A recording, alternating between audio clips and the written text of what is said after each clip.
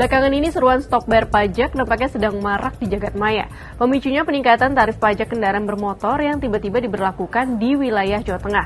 Meski Pemprov Jateng sudah mengklarifikasi bahwa sebenarnya tidak ada kenaikan PKB, melainkan diskon opsen yang tidak diberlakukan kembali, serta merencanakan relaksasi pajak dan pembebasan bea balik nama, hal itu tetap tidak mampu meredam protes warga.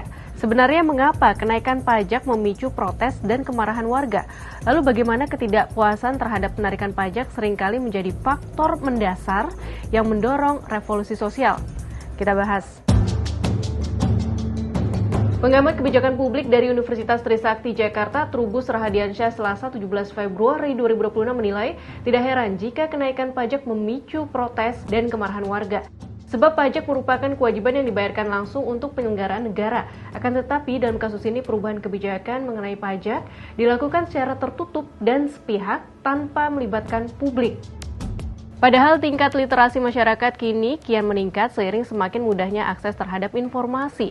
Warga pun merasakan kesenjangan antara pemungutan pajak yang dianggap kian tinggi dan fasilitas serta pelayanan publik yang masih jauh dari harapan.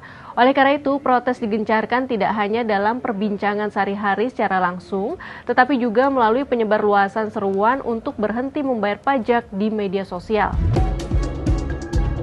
Menurut Trubus, penjelasan dari Pemprov Jateng saja tidak cukup. Sebelum pengambilan keputusan final, semestinya pemerintah setempat berdialog dengan publik untuk merumuskan ihwal tarif pajak. Dengan berdialog, pemerintah bisa mengomunikasikan kebutuhan negara, sekaligus tetap memperhatikan kondisi masyarakat sehingga keputusan yang diambil dapat dipahami semua pihak. Tanpa partisipasi publik, kebijakan yang dibuat pemerintah cenderung mendapatkan penolakan, apalagi jika kebijakan tersebut dianggap merugikan dan tidak adil. Pada tahap selanjutnya, ketidakpuasan masyarakat bisa berkembang menjadi gerakan perlawanan. Fenomena ini tidak hanya terjadi di Indonesia. Dalam sejarah dunia, ketidakpuasan publik terhadap kebijakan pajak juga kerap menjadi titik awal protes warga, bahkan memicu revolusi sosial di sejumlah negara. Sekitar 3 abad lalu, warga koloni di Amerika marah ketika pemerintah Inggris yang masih menguasai wilayah tersebut menetapkan Tea Act pada 1773. Aturan itu menetapkan tarif pajak tinggi serta memberikan monopoli perdagangan teh kepada British East India Company. Kebijakan pajak dan perdagangan tersebut dianggap tidak adil dan menuai protes karena pengambilan keputusannya tidak melibatkan warga koloni.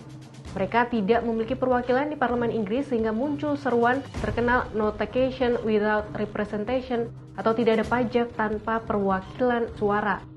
Gelombang protes itu kemudian mengawali revolusi yang berujung pada lahirnya Amerika Serikat pada 1776. Beberapa tahun setelahnya, gerakan serupa terjadi di Perancis. Sistem pajak yang tidak adil karena membebankan pajak tinggi kepada rakyat tetapi membebaskan kalangan bangsawan dan agamawan memicu kemarahan publik. Pembayaran pajak yang besar juga tidak diikuti jaminan kesejahteraan. Harga bahan pangan melonjak dan banyak warga mengalami kelaparan. Protes yang bermula dari sistem pajak yang tidak adil itu menjadi pendorong revolusi Perancis pada 1789. Revolusi rakyat akhirnya menjatuhkan monarki serta mengubah tatanan politik Perancis secara mendasar.